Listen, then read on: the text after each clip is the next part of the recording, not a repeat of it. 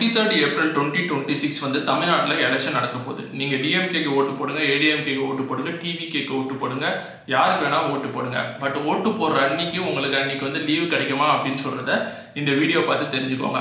First எடுத்தோடனே கவர்மெண்ட்லேருந்து ஒரு முக்கியமான நோட்டிஃபிகேஷன் அனௌன்ஸ் பண்ணியிருக்காங்க. அந்த அனௌன்ஸ்மெண்ட் பண்ண நோட்டிஃபிகேஷனை நான் இந்த சைடில் போடுறேன், பார்த்து வச்சுக்கோங்க. அதில் ஒரு சில முக்கியமான பாயிண்ட்ஸ்லாம் சொல்லியிருக்காங்க. அந்த பாயிண்ட்ஸ் மட்டும் தான் இந்த வீடியோவில் நான் உங்களுக்கு எக்ஸ்பிளைன் பண்ண போகிறேன். ஃபஸ்ட்டு எடுத்தோடனே 23rd ஏப்ரல் 2026 தேர்ஸ்டே அன்னைக்கு தமிழ்நாட்டில் எலெக்ஷன் நடக்க போகுது. So as per the representation of people act அப்படின்னு சொல்லுவாங்க. அதாவது அந்த ஆக்ட் படி செக்ஷன் 137B படி ஒரு சில முக்கியமான பாயிண்ட்ஸ்லாம் அனௌன்ஸ் பண்ணியிருக்காங்க. அந்த பாயிண்ட் என்னன்னு சொல்லி பார்த்தீங்கன்னா, அன்னைக்கு 23rd ஏப்ரல் 2026 வந்து எல்லா கம்பெனியுமே வந்து வேலை செய்கிற எம்ப்ளாய்க்கு கண்டிப்பாக வந்து பெய்டு ஹாலிடே கொடுத்தாகணும் அப்படின்னு சொல்லியிருக்காங்க. நம்மளுக்கு புரியுற மாதிரி சொன்னோம்னா அன்றைக்கி கன்ஃபார்மாக நம்ம எல்லாருக்குமே லீவு. அந்த லீவ் சொன்னது மட்டும் இல்லாமல் இன்னொரு பாயிண்ட்டும் மென்ஷன் பண்ணியிருக்காங்க.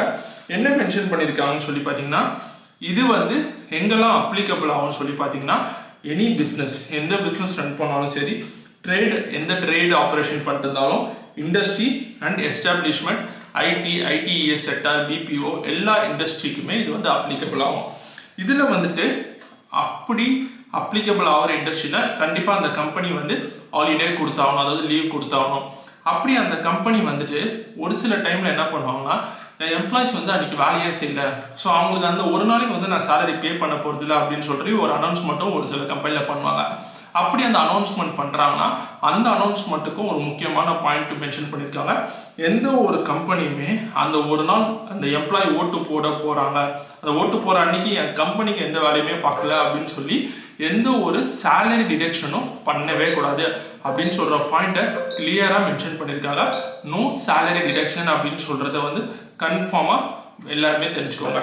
நோ சேலரி டிடக்ஷன் அண்ட் அதை மீறி அப்படிப்பட்ட கம்பெனி வந்துட்டு சேலரி டிடெக்ட் பண்ணுறாங்க, இல்லை வந்து உங்களுக்கு வந்து லீவ் தர மாட்டேங்கிறாங்க அப்படின்னு சொல்கிற டைமில் அந்த கம்பெனி மேலே ஃபைன் போடுவோம் அப்படின்னு சொல்கிறத வந்து மென்ஷன் பண்ணியிருக்காங்க.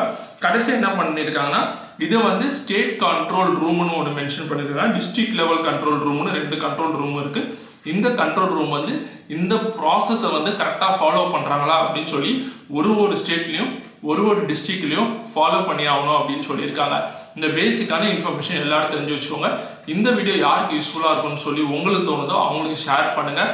இது மாதிரியான யூஸ்ஃபுல்லான வீடியோஸ்க்கு நம்ம சேனலை மறக்காமல் சப்ஸ்கிரைப் பண்ணுங்கள். இன்னொரு நல்ல வீடியோ நான் உங்களை பார்க்குற வரைக்கும் tata bye bye, take care.